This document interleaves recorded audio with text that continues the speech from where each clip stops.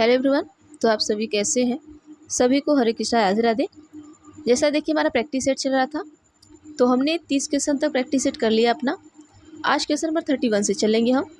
तो 31 से लेकर क्वेश्चन को चलेंगे। ये आपका एसएसटी का है, 6 to 8 के लिए चल रहा है, ठीक है। ऐसे ही आपके सीडीपी ईवीएस सारे पेपर चल रहे हैं, तो आप देख सकते हैं। 1-2 दिन आपकी वीडियो नहीं आई है, तो आज से आपका फिर से प्रैक्टिस सेट स्टार्ट हो गया है।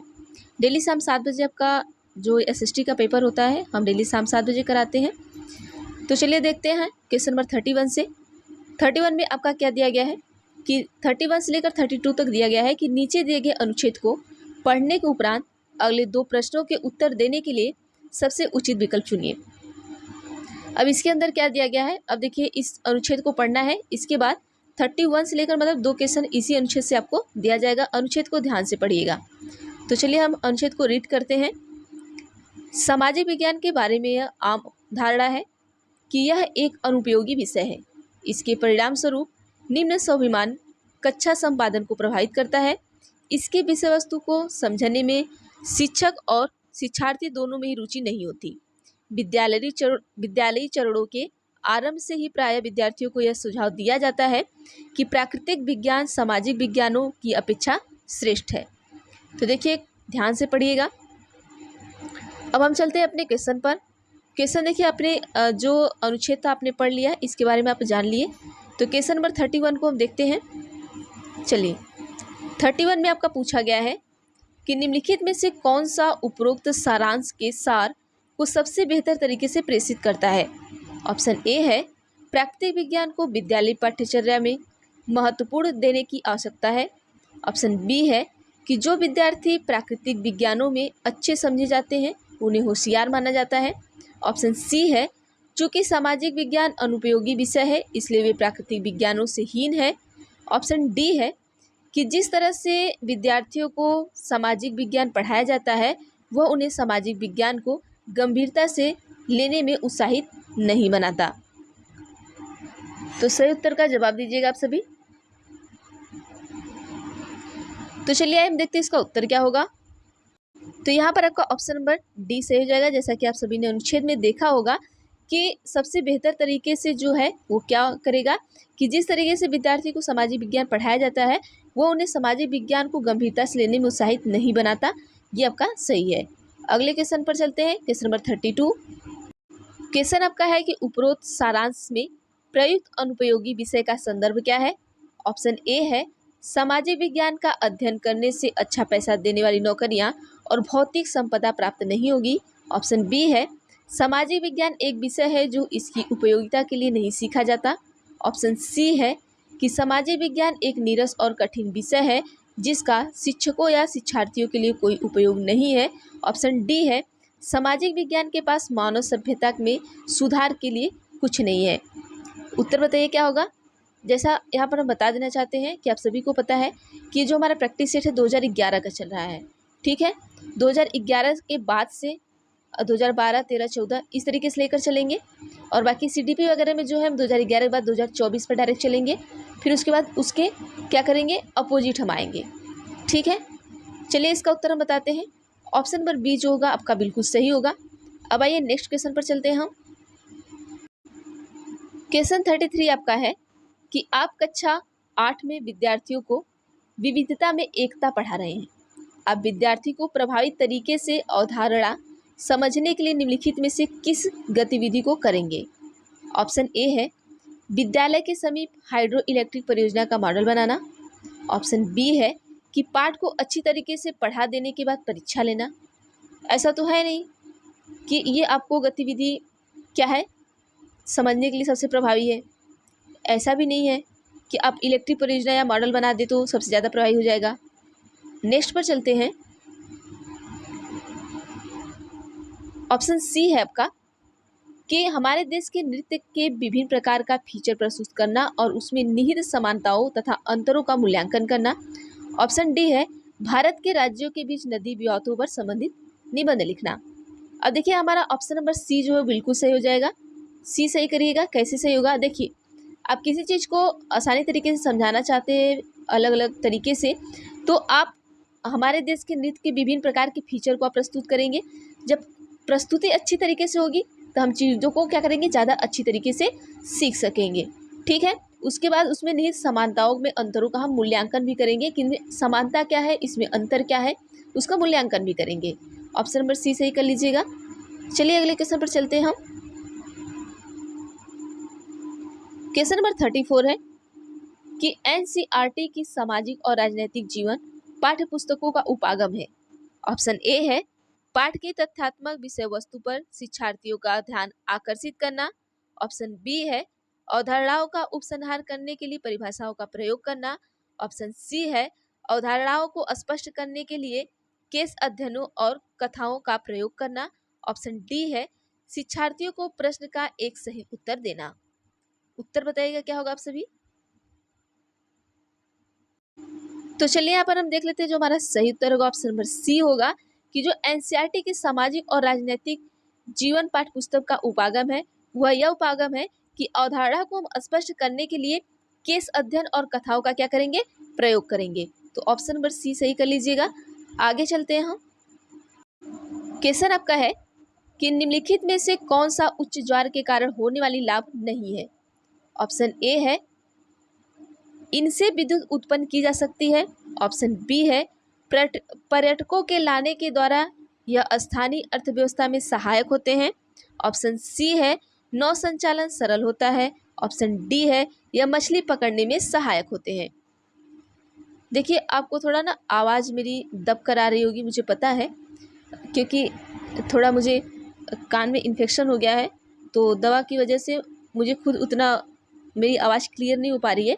तो शायद आप तक भी क्लियर नहीं जा पा रही होगी, तो कमेंट करके बताइएगा। 1-2 दिन में सही हो जाएगा आवाज़, ठीक है, क्योंकि मेरी आवाज़ मुझे खुद क्लियर नहीं हो पा रही है और आपके क्लासेस 2 दिन से गैप थे तो मैं सोची कि आज करा देती हूँ, क्योंकि आप लोग को पढ़ना भी है और आपका एग्ज़ाम बहुत पास में है तो आपको प्रैक्टिस डेली करना बहुत ज़रूरी है। ठीक है, चलिए हम 35 का उत्तर देखते हैं। आप सभी उत्तर दीजिएगा। ऑप्शन नंबर जो बी है वो आपका सही होगा। ठीक है, 35 का कि कौन सा उच्च ज्वार के कारण होने वाले लाभ नहीं है। देखिए उच्च ज्वार के कारण लाभ होता है, किसमें होता है कि विद्युत उत्पन्न की जा सकती है उच्च ज्वार से। ठीक है, नौ संचालन सरल होता है। ठीक है, यह मछली पकड़ने में सहायक होते हैं। आपको क्या लग रहा है, सहायक होते हैं? तो ये देखिए बिल्कुल सहायक होते हैं मछली पकड़ने में। ठीक है, जो उच्च ज्वार होते हैं। बाकी पर्यटकों को लाने के द्वारा या स्थानीय अर्थव्यवस्था में सहायक होते हैं, इसका कोई मतलब ही नहीं है यहाँ पर। तो ऑप्शन नंबर बी सही कर लीजिएगा। इस क्वेश्चन का इस क्वेश्चन का इस ऑप्शन से कोई लेना देना ही नहीं है, तो निगेटिव पीछा है, तो आपको जो निगेटिव लग रहा है वो उत्तर सही कर लीजिए। अगले क्वेश्चन पर चलते हैं। 36 क्वेश्चन नंबर 36 हमारा है कि निम्नलिखित में से कौन सा प्रश्न विद्यार्थियों के आलोचनात्मक तार्किक चिंतन कौशल को विकसित करने में मदद करेगा। ऑप्शन ए है महिलाओं के कार्य पर 2 गुना बोझ पर टिप्पणी कीजिए। ऑप्शन बी है प्रदूषण को नियंत्रित करने के लिए सरकार द्वारा किए जाने वाले 2 उपायों को लिखिए।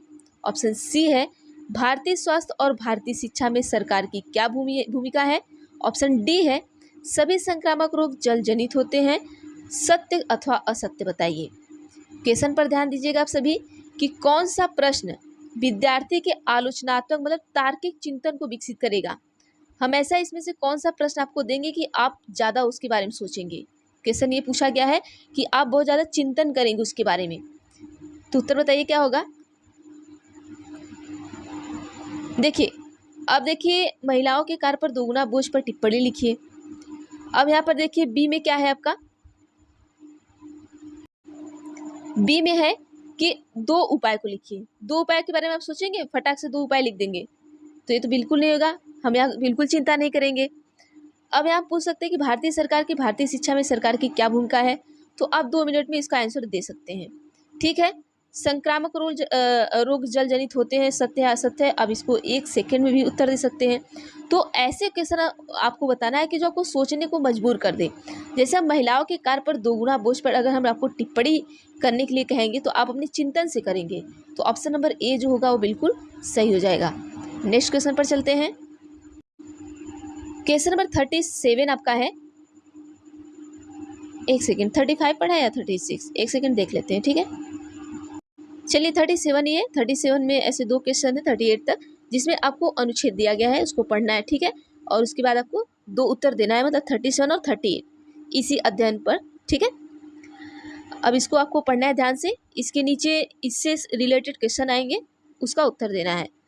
चलिए पढ़ते हैं, और चीज़ों को ध्यान में रख के पढ़िएगा, क्योंकि मैं क्वेश्चन और इसको मैं आपको साथ में नहीं दिखा सकते ना, तो ये जब आप आराम से पढ़ेंगे इसको तो उत्तर को आप दे सकते हैं। ठीक है, चलिए अनुच्छेद में क्या है कि रश्मि जिन लोगों से पहली बार मिलती है उनसे उनका उपनाम पूछने की उसकी आदत है।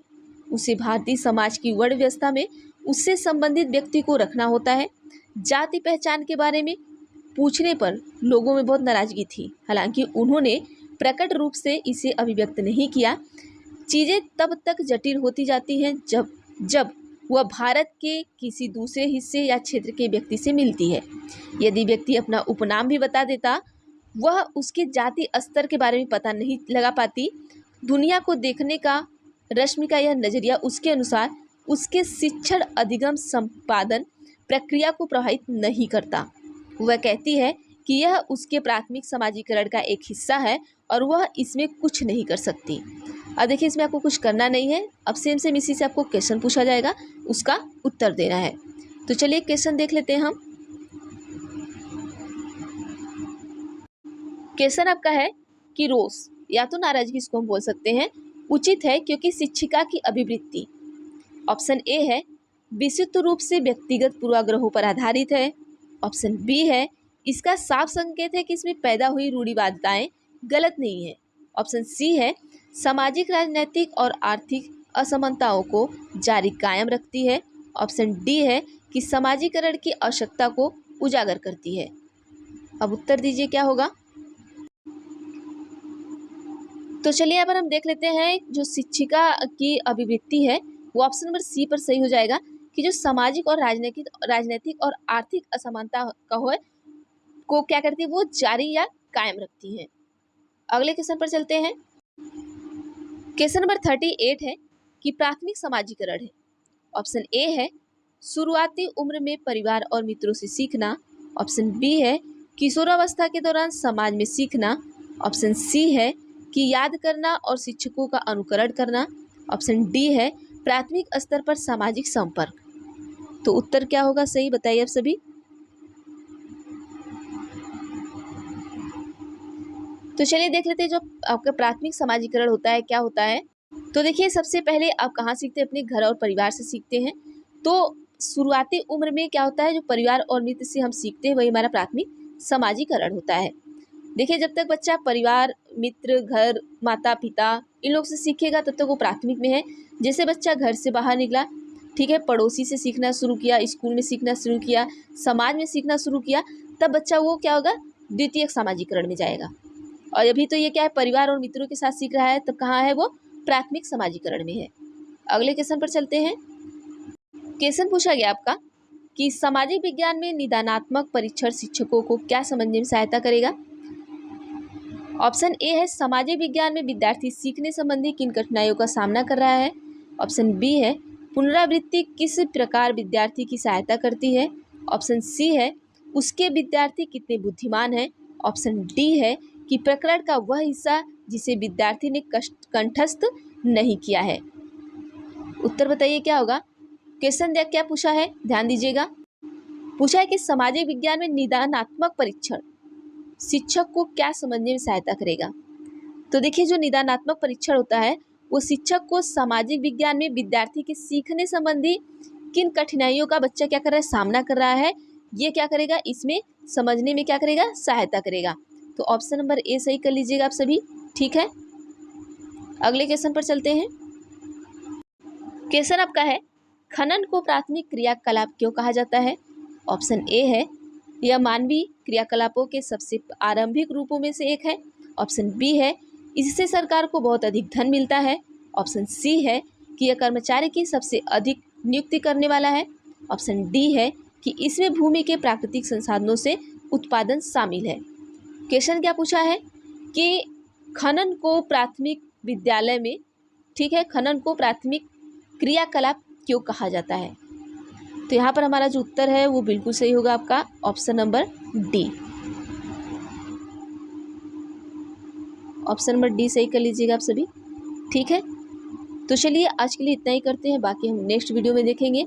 तो वीडियो आपको कैसी लगती है प्लीज़ आप सभी कमेंट बॉक्स में कमेंट करके बताया करिए, और चैनल पर नए तो चैनल को आप सभी सब्सक्राइब कर लीजिएगा, ताकि जो भी मैं वीडियो या जो भी प्रैक्टिस सेट कराऊँ, अगर जो भी वीडियो मैं आपको अपलोड करती हूँ आप तक नोटिफिकेशन चला जाता है, अगर आप बेल आइकन पर क्लिक कर लेते हैं।